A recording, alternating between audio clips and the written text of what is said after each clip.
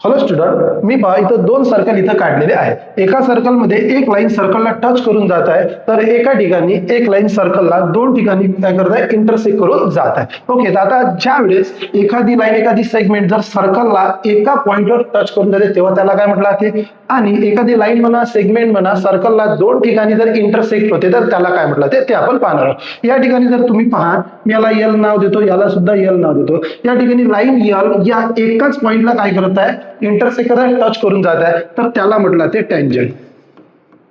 त्याला म्हटलं ते टँजंट. आणि जर एखादी लाईन सर्कलला 2 पॉइंटवर इंटरसेक्ट करून जर जात असेल, म्हणजे या ठिकाणी आणि या ठिकाणी, तर त्याला म्हटलं ते सेकंड. ओके, विद्यार्थी मित्रांनो, आपण टँजंट म्हणजे काय आणि सेकंड म्हणजे काय हे आता आपण समजून घेतलं. आणि अशाच प्रकारच्या जर तुम्हाला कन्सेप्ट क्लिअर करायचे असेल तर तुम्ही माझ्या चॅनलला सबस्क्राईब करू शकता, फॉलो करू शकता. थँक्यू.